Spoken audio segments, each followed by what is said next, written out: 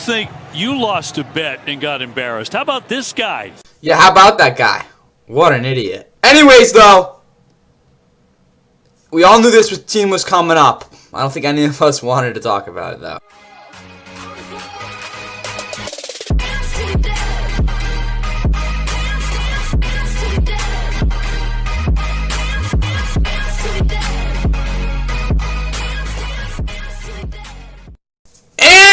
What is going on, guys? Welcome back to the Fun NFL. Please like and subscribe. Hope y'all are ready for the Cincinnati Bengals 2026 roster grades.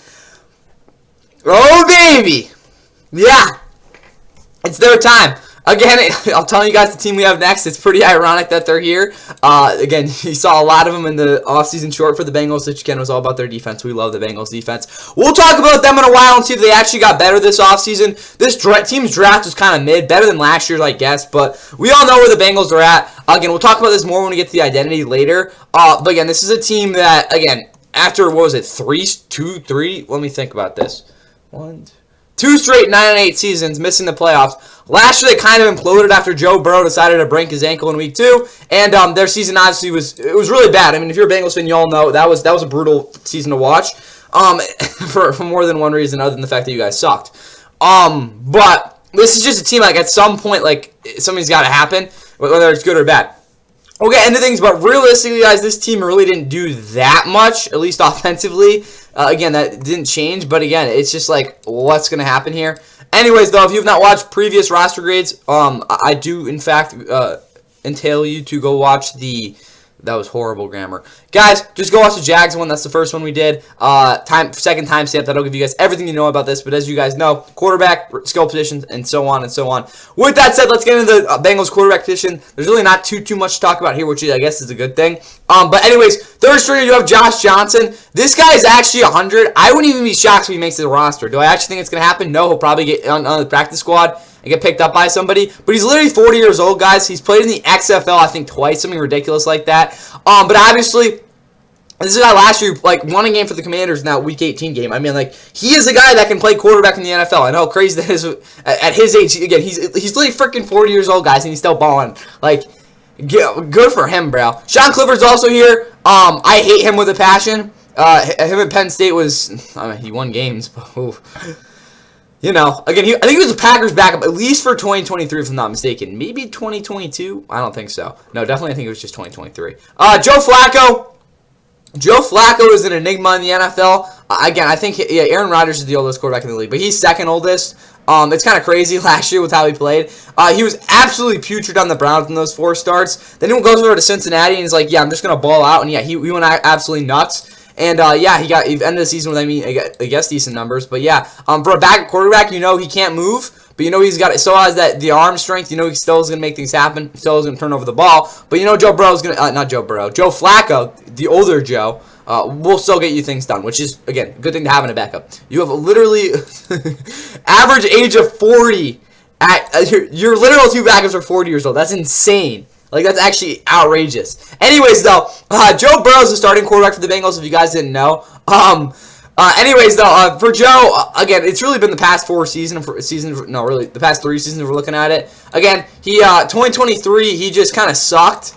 Honestly, for, like, what was it, the first, 10 games? Or not first 10 games, it was the first 4 games. Let me think. Yeah, he stunk the first 4 games. There we go. And then he got injured.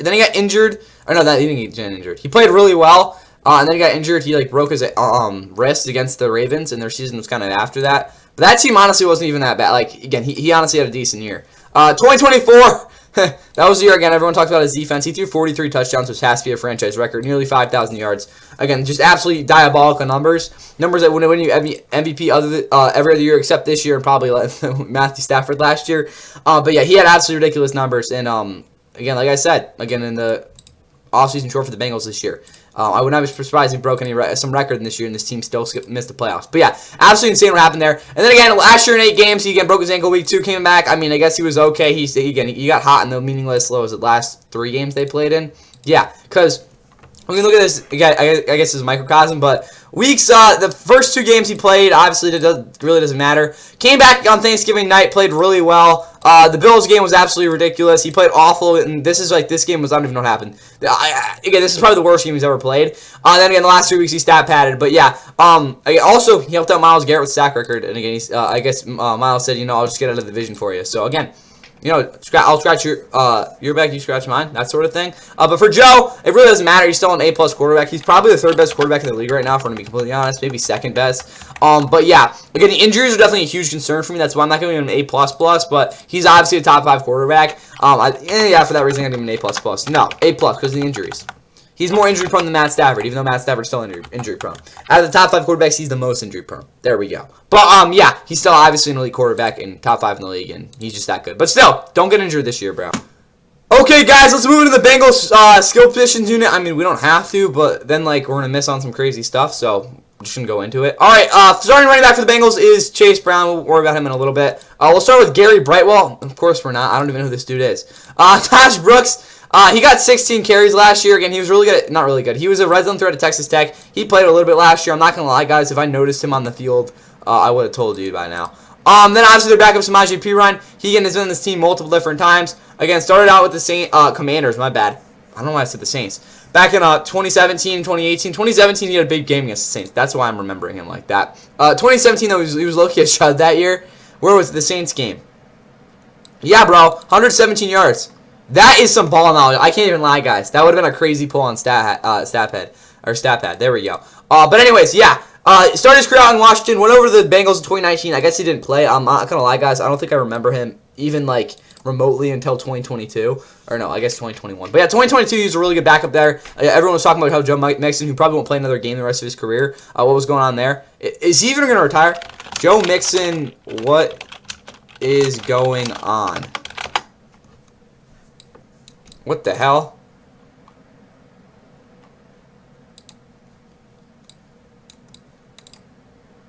I don't even know what the... Yeah, I don't... Bro, can he even walk? Can Joe Mixon walk right now? Let's get some AI on this. This is not going to be accurate, but I just want to see. Yeah, bro, this is Chris Bryant in baseball, or Steven Strasburg. This is the exact same thing. Bro, he's so cooked. But anyways, back on to actual football news. Not really news, but what's going on here? Again, he played 2022. Again, I don't remember on the Broncos in 2023. Yeah, the Chiefs that year, I do remember him. Because didn't he have, do something in the Super Bowl or something? I don't really know. Then last year, he was back on the Bengals, and he had his best numbers of his career, technically. I'm not going to lie, guys. Last year, I probably watched maybe 20 of his carries, and they didn't really look anything different. He's 30 years old now, and he's still, again, a reliable pass blocker. He's a good enough backup for me. Is he, again, a top half backup in the league? Absolutely not, but is he still going to give you something? For sure. Starting guy is Chase Brown. He's never really been a guy I've looked at as the strongest runner, but again, he just said it's his first 1,000-yard year of his career. I still don't think he's as explosive as he was in 2024, though. There's a little bit of a burst issue. Still, though, again, first career high in rushing yards as a receiver. Also his career high. He's going to be a very versatile piece in this back, and the fact that he had that type of season in an offense where it really wasn't looking too hot, and there were games last year, especially to start the year, where he started out slow. I think it was an overall impressive year, definitely an uptick in terms of the regard for a guy like Chase Brown. Still, though, is he really this top-of-the-line elite running back? Absolutely not. Still, though, I'm going to give the running back room a B because of the fact that I do think Chase Brown is a number one guy, and that Samaje Perine gives them everything they need as a backup in a very pass, obviously, centric offense. So, despite the depth being pretty awful, I got to give them that because, again, this fits their scheme perfectly. All right, moving to the receiver. Again, there's not really too much happening here. It's arguably the best receiving core in the league. Again, Jamar Chase, again, if it's not Puka Nacua, it is him for the best receiver in football right now, and obviously Justin Jefferson. But he just put up 1,400 yards and 8 touchdowns, which, considering the quarterback situation he had for most of that season, is pretty ridiculous. Again, in terms of the explosive play percentage, I think it was actually the highest it was since that his rookie year, actually, which, again, was his highest of his career. Again, you can talk all about 2024, which was the Triple Crown year, but that's kind of its own thing. So, again, if we take that really, he really had no drop-off last year, to be honest with you guys, despite, again, a career at 885 targets, and his separation rate being down a little bit, and on tape, some of his releases being a little less sharp than last year. But, hey, again, a little downtick here and there, and then being better in some other areas is kind of you're still elite, bro. I don't care. T. Higgins, T. Higgins last year, again, he hasn't really put up these like mammoth receiving numbers since I guess 2022. Not really. He's been hovering on 1,000 yards the past couple years. Again, other than 2023, which was an injury-riddled year. Last year, though, had 11 touchdowns, a career high, which I'm actually kind of surprised by. But yeah, again, he's always been an elite guy in the red zone. He's their X in a lot of situations, but he basically does everything they need him to. Again, this big jump ball guy, basically the perfect again, Robin to Jamar Chase. And he's not even a Robin. He's the number one guy, guys. They're like great at 1-2 there. And obviously, Honor Yosifas is their third dude. He has been great for them the past few years. He's been more of an athletic guy in terms of that, shining out really, I think, over the past probably like, I'd honestly say like year and a half at this point. But the fact, again, over the middle, he's been a much more friendly target. I think in terms of where the consistency of his routes is also another thing that I like with Yosifas. I really like to see him put up numbers we saw with Tyler Boyd when he was around here. That would be huge. But again, you're going to get him and get out of him. He's a good third receiver. Is he, again, what I call a guy you'd want to be as your number 2? Probably not, but in those roles, he's been pretty good. Also, they drafted Colby Young this year out of Georgia. Colby Young isn't a bad receiver. It's just the fact that he's not really any sort of threat on a deep ball other than certain slot option concepts, because he can beat a guy pretty well there. But again, if we're talking on the boundary, it's hard for him to really, again, stack or corner like that just off of his speed alone. But he does have a pretty nuanced route tree in terms of what you're going to get underneath. And I think the fact that he can still, again, get to a hot route quickly enough is, again, a very valuable skill that I think could put him in his offense sometimes. Still, though, Mitchell Tinsley's definitely a more talented player. Last year, the reason he didn't get on the field a lot is because he can't block, and he probably only could run like 2 routes. A fade ball, and again, an okay slant.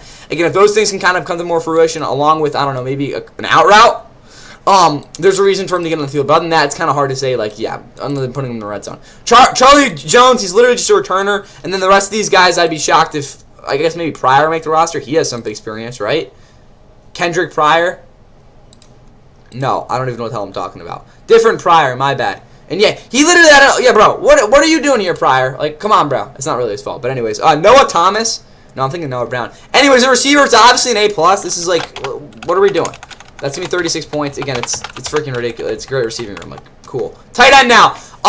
Not much change here either. I think it's literally the exact same tight end room. All 4 of these guys have played at least to some extent in the NFL. Mike Gesicki obviously being the best receiving threat here. Last year's numbers really weren't that fantastic at all, but I don't even think they really designed any actual good routes from the entire season. Most of his stuffs were in the flat. He's kind of taken a regression in terms of his downfield presence, on top of the fact that he's breaking tackles. So again, he's really just regressing overall. But as a run blocker, he's improved immensely, which is huge going later into his career here. But yeah, he's going to be fine as a starter. Drew Sample, again, blocking tight end as a backup. He's been on this team every year since 2019. They love him. Again, the biggest thing with him is the fact that he just doesn't commit any penalties and doesn't make your team worse, which for, again, the backup tight end is always a good thing. They got Eric Hall, who's supposed to be like their kind of dynamic, kind of change of pace tight end, and he's just not really been that. He got injured last year, really, again, didn't play the whole season. And obviously 2024, he had his issues too. So I'd love to see him on the field, but again, we really haven't seen him. And obviously Tanner Hudson's there too. He's a role guy too. He actually does do good things in the flat because of the fact that I don't think he's dropping a pass in a while. But at tight end, I'm going to give them a C. Honestly, guys, we'll give him a C+. I think Mike Gesicki's kind of just an average guy to maybe a little bit below average at this point in his career. Drew Sample's solid. Yeah, I'm going to say a C+. That might be a little, we're going to give it a C. I'm not going to go too, I'm going to be a little bit more realistic there. 10 points though at tight end. Let's move to the offensive line. Alright guys, and for the offensive line situation for this Bengals team, it's a group that is literally like basically the exact same as last year. The good things is the guys that needed to improve at least showed something, and the guys that sucked are no longer on the team. Again, this was really a big issue back in, what we're going to say, like 2022, 2021. A lot of those guys are, again, well out the door by now. So, again, kind of those teams, I'd say mostly being gone is definitely a good thing. Orlando Brown, while he's already 30, which is insane because he was drafted in 2018, he's a guy that's going to be a franchise left tackle to you, at least to some extent. I think he's definitely an above-average guy. Not an elite guy, per se, because there's definitely times in terms of his pressure rate that, again, it's among the highest in the league in terms of, not pressure, the volume of pressures he gives out. But still, again, he's a very solid left tackle who's going to be a big difference maker as a run blocker for you. You got Cody Ford as a backup. He used to be like the worst guard in the NFL. Now, I mean, again, picking out to a more advantageous position, I think has done him some things. Again, he's definitely athletically superior to most of these other backups you're going to see in the league, but in terms of technique, he really hasn't, again, gotten too much better. Dylan Fairchild is a fine left guard. He gave up a lot of pressures last year, again, to these laterally advantaged, kind of, again, I guess interior guys more 3-techs though, but he did a really good job of facilitating the run game last year, especially out of shotgun where Chase Brown again had a lot of fun behind him. But on top of that, you look at the fact that he can pull a lot really well and kind of be a multifaceted part of their I wouldn't even say not just shotgun, honestly under center run game is something to really take note of because again, there's not a ton of guys that again could really fit their scheme like this. So Dylan Fairchild is a valuable piece, despite the fact that the numbers might not say that. Yeah, Brian Parker here too out of Duke. I'm not really the biggest fan of him, but I mean he can block, which is saying something. Ted Karras has been their center for a couple years now. He's a good player. I don't have anything else to say, and he just doesn't really make a ton of mistakes, and he rarely gets beat just with straight power, which, again, for most centers is fine. Connor Lew definitely going to be starting at some point this year. He's out at Auburn. He was probably my number 2 center, if I'm not mistaken, coming out of the draft. He's very agile, and I just think that's a rare, again, trait coming out for a center. He's definitely a lot more aggressive than Tate Karras. And Tate Karras, by the way, is, what is he now, 33? So, yeah, expect a mentor sort of thing going on there. Don Reiser's the right guard. This guy's been around the league, I'll tell you that. He's really never been that great other than, I think, a couple years in Denver. For me, he's a guy that is going to be a more aggressive guy than what they've had in the past at this position, but is it really making that much difference in terms of preventing mistakes? I don't really know. Jalen Rivers and Andrew Coker are kind of just there. They're not really that good. And obviously, Amarius Mims is this unicorn sort of right tackle that, again, is only 23, which is insane. But he got absolutely no experience at Georgia. They took him in, what was it, 18th overall pick a couple years ago. And so far, it's paid off somewhat. Again, we haven't really seen that season that comes out full fruition yet because I still haven't seen him consistently stop power when he's anchored. He kind of overly relies on him being a more stable force than the guy across from him, kind of how physics work. But again, if that can become a little bit less of a part of his game, there's really no reason he can't be a Pro Bowler, at least sometime soon. This offensive line is definitely nuanced because, again, you look across the board, the only guys that I'm really looking up on are, again, obviously Orlando Brown and then Amarius Mims. But, again, the interior, again, Dylan Fairchild overall probably nets out as an average guy despite his value to this team. And then the depth, again, outside of Connor Lew and Brian Parker isn't looking awesome. And, again, it's just overall, it's kind of a mixed bag. I'm going to say a C+ for me, though. It's definitely a group that can get better here. Again, there's definitely potential here. It's just the fact that, again, only 2 of those guys I'm really, again, pretty confident. So we'll say 16 points for that, or 12 points for that offensive line. If we add that up, that's going to be 60. Plus 24, plus 36, plus 10, plus 12. That's going to give them 142 points for that offense. That will put them in the A- here, which is exactly where they belong. The only thing that's keeping this offense from, being again, I'd probably say true A-tier offense or A-graded offense is, again, the offensive line kind of being more surefire. Again, it's much better than it was in the past couple years. But that, and also the fact you don't really have a tight end that I'm, overly confident in, which isn't a problem per se. It's just kind of what's up. So A- for this offense. Let's get into this defense. As always, this is gonna be rough. Starting with the front seven. Finally into a defense that runs at 4-3. We'll start with these linebacking core before we get into this. This group that traded a 10th overall pick for Sexy Dexy. But anyways, the linebacking core is not great. None of these guys have particularly even played at an average level in their career so far, but there are also 2 of them are guys that are just coming off their rookie year, and thank God they got rid of Jermaine Pratt. I'm telling y'all, a couple years ago, thank God, bro. But anyway, Demetrius Knight, rookie season for him was a whirlwind. He made a lot of plays, I'll say that, and he definitely improved in his awareness as in man coverage because there were definitely some plays where I think he kind of didn't know where he was supposed to be but figured it out. But yeah, he was obviously brutal to watch in zone coverage. But other than that, I mean, guys, he's definitely a dude that I definitely see looking up on. His technique as a tackler has always been something that I've liked. Again, that's where, again, he was really graded out well out of South Carolina, but he was an older prospect. He wasn't a guy you really looked at as again, a superior athlete at the position, also with questionable instincts in some points. But those actually, the instinct part of it actually wasn't as much of a concern as some of the athletic things last year. So I think that with that all being the thing, and the fact that he made a lot of plays and got his feet wet is, again, a pretty good sign overall there. Shaka Hayward's his backup. He's literally just a bona fide special teamer, guys. Very good technically in terms of what he does as a... in terms of what he does there, but other than that, it's what else are you getting there? Barrett Carter's a middle linebacker. It's a big responsibility that I don't really think he took completely well last year. Again, similar to Demetrius Knight, there were a lot of rookie moments. But other than being vague like that, I'm just going to tell you guys right now, the tape against the Browns was really, really good. I watched, again, most of the tapes from the Steelers game also was pretty interesting. Again, he was atrocious in coverage, but it was definitely interesting to watch because his reaction was really good.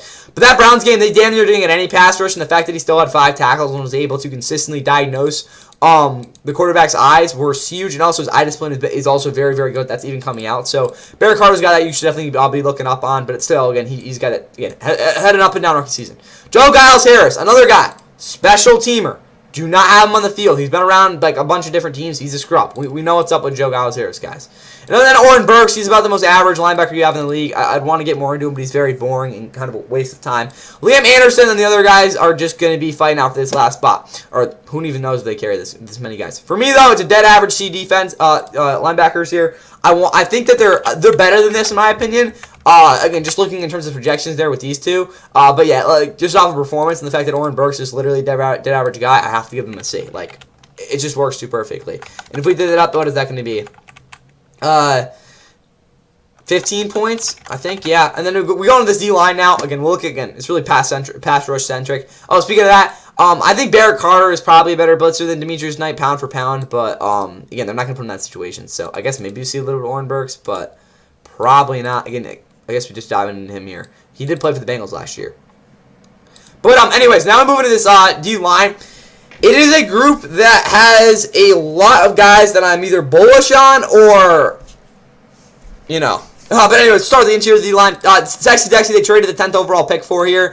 He was absolutely atrocious last year. I'm not going to even lie to y'all, at least to his expectations. I mean, he legitimately got, like, maybe 2 pressures a game. Like, I'm like, what are we doing? After, again, a crazy good 2024 season. 2023 is the best year of his career, though. So, yeah, Sexy Dexy last year, he regressed significantly. And I'm not going to say he's 28 because he's old, like, super old now. But we're going to need to see a huge bounce back to really, again, see them reaping the benefits of that pick. But, yeah, it's not like he doesn't have any help across the D-line. John Allen's next to him. He's definitely regressed overall in terms of his pass rush efficiency, but he's still a productive guy relative to, again, what you're going to get at this position.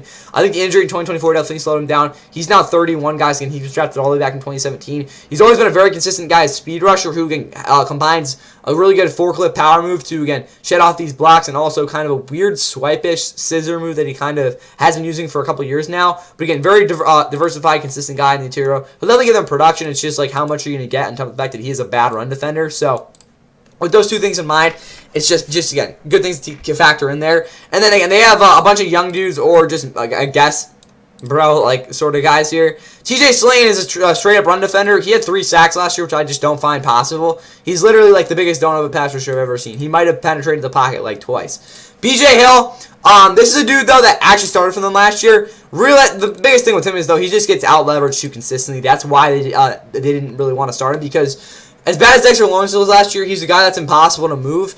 You can move BJ Hill. Again, he's still, 3'11", so he's not exactly small by any means for the position. But again, him being a power-based pass rusher and also getting out leverage is just, it's not a good combo to have there. That's why he's a backup. But he's still a guy that you're going to get a solid production out of.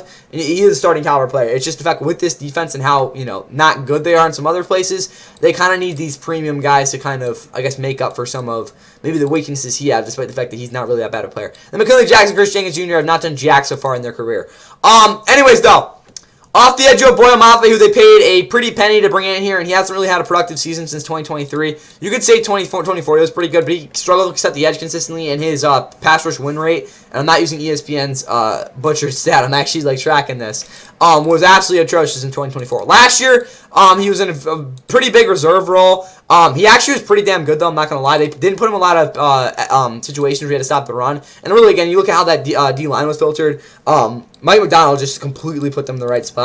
But Boyle Mafe has #1 pass rushing potential. He was that in 2023. But like, let's be honest, guys. This guy has not been consistent enough to really, again, expect him to be that. But again, if he can give you even an ounce of that talent, you should be in a good spot. But yeah, he's by far the best pass rusher in this team. Miles Murphy's the second guy here. He was about to get caught. I'm not even gonna lie to you, because he was a huge bust first 2 years of his career. Literally didn't have a sack in 2024. Last year until what was it, like the last 4 or 5 games of the year? Yeah. Again, really through this game. No. Yeah. Again, until the last 4 weeks of the season, like he was absolutely atrocious, guys. Trash. But he won a lot more consistently. His burst and especially his first step were just it was just different. And he kind of saved his career. So I'm not expecting to be productive this year, but we saw something cool last year. Then you also have Shamar Stewart, who is about as bad as you would have expected him to be last year. But for me, at least, Shamar Stewart's a guy that has a ton of talent. He's a really, again, solid build in terms of the bend and the power off the edge. On top of the fact that he does have a good pinball swim move when he wants to use it. It's just the fact that this guy just doesn't really seem to care. So we'll see what happens. But he's definitely talented enough. They also got Cassius Howell, who they brought in. Again, he was a second overall, second round pick.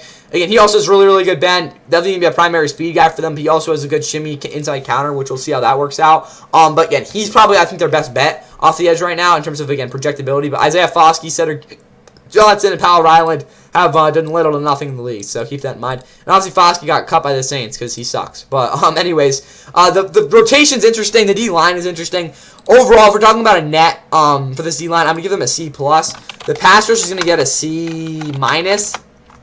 That might seem a little bit harsh. For me, the talent on this D line, I think warrants a C plus. The reason I give a C minus for the pass rush is there's just nothing you can really go off of other than, I guess, Jonathan Allen giving you solid production. But you know he's gonna be a bad run defender, so I'm like thinking about this. I think a C minus is fair because again, Dexter Lawrence was, again, as elite as he can be. He wasn't that last year, and I don't really know what to expect. And this pass rush is about as unpredictable in terms of the edge rushers as you can get. None of these guys are even close to reliable. Howell's a rookie.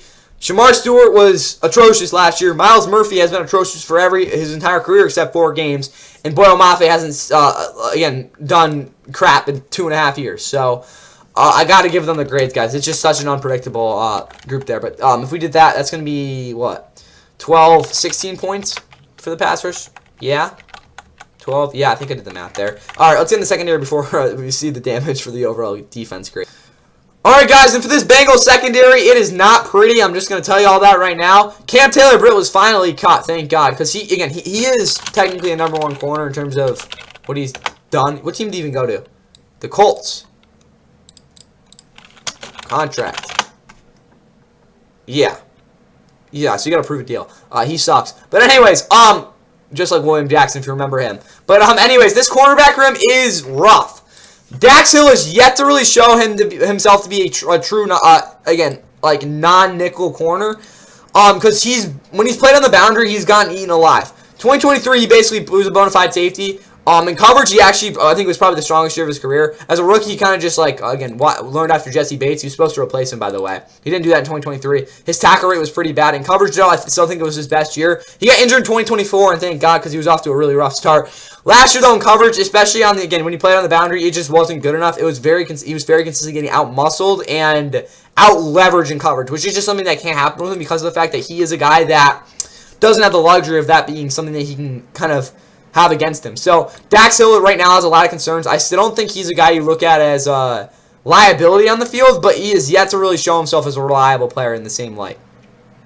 Takaro Davis, I guess, will be his backup out of Washington. This is a guy I actually think is pretty good, but he's got stiff hips, and the fact that he still hasn't really been able to track a deep ball well is kind of an issue. But the separation metrics don't lie, guys. On tape, he's a guy that very rarely gives up huge chunks, especially over the middle of the field, because of the fact that he is very good at shadowing and also kind of understanding the instinctual kind of body movements. It's like, I don't even know. You think about body language, people that can just like naturally like communicate that. He does that in coverage. It's kind of bizarre, but it works for what he's going to need to do. TJ Ivey is absolutely atrocious.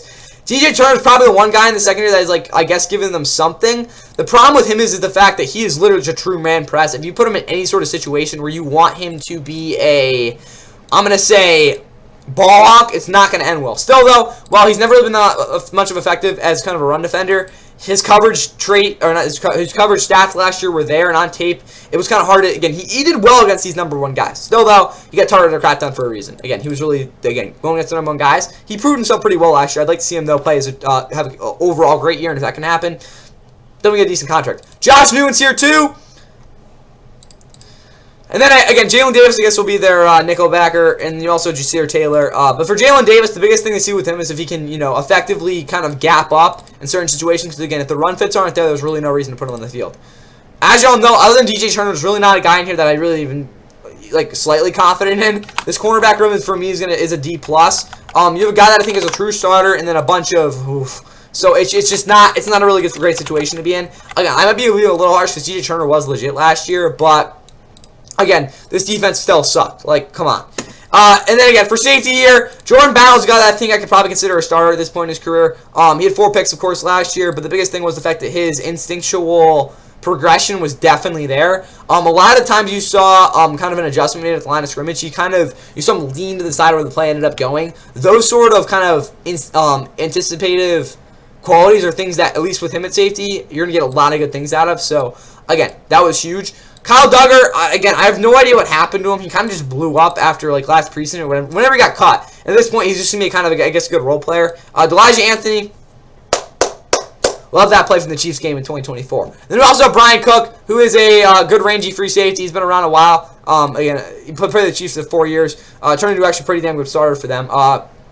He has absolutely brick hands, and really, outside of him kind of playing his area in coverage, he's not going to give you anything past maybe, I don't know, a breakup here and there. But other than that, again, you got a bunch of woof at second in this safety room. I'm going to give them a C+. Again, I think the starters are definitely adequate, but other than that, it's like Kyle Duggar, like what happened, and so C+, which is going to be 18 points for the safety room. And if we add all this up, 15, 12, 16, 6, and 18. That is going to be 6, 7 points for this defense. What's the damage on that? That's going to be a D defense, which I think is pretty insane. Why is it that low? It's going to be a D, which is kind of insane. I'll say a D+. This defense does suck still. I'm not going to even lie to y'all. This, like, even though they got Dexter Lawrence, it still doesn't feel like a defense that I'm even half confident in. The only group that I'm, like, somewhat, again, intrigued to look at is Demetrius Knight Jr. and Barrett Carter, because both those guys, I think, could definitely progress. They were able to not sink in that in this defense last year. The D-line, though, was a complete disaster in terms of, again, what we know out of them. The secondary still sucks. Like, at some point, we got to actually see something here. Losing Trey Henderson also didn't help, obviously. So, D+ for this defense, guys. It's just not really looking too hot. Okay, guys, now we look at the special teams unit and some other things before the overall grade will get calculated. But anyways, there's kickers Evan McPherson. He's been around for a while, and he's been really good for a while. Again, last year, I guess he was 4th longest kick. I kind of forgot he had a 63-yarder last year. But other than that atrocious 2024 where he was injured, he has been a really good kicker. And I guess last year was his best year, so good for Evan. It's always good to have a consistent kicker. Ryan Raquel, I think, Huber? Kevin Huber, who used to be their punter. Ryan McKell's better than him, though. Charlie Jones is also an elite returner in some instances. And William Wagner, he's a young long snapper. Yeah, it's only his 2nd season, which isn't great because I think he had a couple mishaps last year. But anyways, the special teams unit for me is going to be a B+. I don't think it's complete, but at the same time, there's a lot of good things going on. So that's good. 9 points. Now we look at the depth of this team. Quarterback depth, I give an A-, which is insane, but it is fair. We'll see a B+. Running back depth, I give a C+, so we're probably at a B- early here. Receiver depth, C? Yeah, but we'll say a C+ so far, though. Tight end depth, I'd give it this is actually kind of weird. I don't know, B-. So yeah, we'll say a C+. O-line depth, I'd probably give a C-, so we're probably down to a C. Now we go into this defense. The D-line overall, I'd probably say is a B-. Yeah, so I think we're just chilling at a C+ at that point. Linebacker depth, I'd probably give a D+. Yeah, I'm gonna say a D+. We're probably still at a C. So we're gonna see there. Secondary depth overall is probably an F. So I'm just gonna say we're gonna stick at a C-. Yeah, just overall, guys, there's really no position where I'm like, yeah, that team. There's a lot of good things going on there, other than I guess Joe Flacco and Josh Johnson. But yeah, the depth of this team is definitely at least somewhat of a concern. So that's gonna be 16 points. Then again, if we look at the identity of this Cincinnati team, Zach Taylor's still their head coach despite missing the playoffs 3 straight seasons. Gotta love the Marvin Lewis thing there. But again, it's just like at some point, when are we gonna think that this team is gonna be able to you know, get back to the Super Bowl, get back to the AFC Championship, because again, they went to back-to-back of those. They made it all the way to Super Bowl 56. It's just like, it's kind of hard for me to picture that, because as good as this offense is, and the fact that it's literally the exact same group as the one that 2 years ago put up like 30 points a game and Joe Burrow threw 43 touchdowns on, this defense is legitimately worse than they were last year. Like, again, it's just, this defense is so bad. Like, at some point, you just got to actually fix it, and they haven't really been able to do that yet. The draft really wasn't too promising. I'm just like, there's not a lot of confidence that's bringing with me with this team, and just the fact, again, the past 2 years that they've been so atrocious to start the season, or really 3 seasons. I'm not trying to be like this negative, but like, this is just, there's not a lot of good vibes going on here. I'm going to say a C for the identity, 25 points. I'm like, again, I can't really trust this team really at all with how, again, the past 2 seasons have played, 3 seasons have played out. So, 142 points. We're at 6-7 with the defense. It's a great contribution. 9, 16, and 25. This Bengals team will come out to 259 points, which you might think is low. And again, you're fair to say is low. That's going to put them in the C+ tier, and I think that's honestly where they belong. Or is it close? No, I'll give them a B-. It's just the fact, again, as good as this offense is and as good as Joe Burrow is, the defense is just so trash. Again, it still is. I don't want to sound like casual, but it is true. There's not a lot of things, not much going on there other than, again, a bunch of burnt toast and a D-line that can't get pressure. So the unpredictability of this defensive line is just not something I want to really think about. Again, it's an issue. And also the fact that, again, you look at the depth of this team not really being there and some other positions on offense, you're like, I guess. It's just, there's not much confidence with me in this team right now. I don't think this team is one that can, I guess, get past the wild card, but honestly, it's just about them making the playoffs right now. So that's all I have for y'all. I hope you guys didn't feel too negative about the Bengals after this, but yeah, that's all I have. And I'll see you for the next team in a little bit.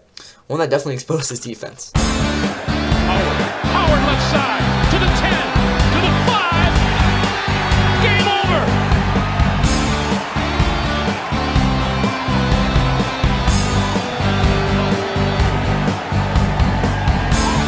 Can't say enough about the performance of Jordan Howard today. Of the season, we're going to watch this run. Handoff to his right, but cuts it all the way back to the other side of the field. Good block down.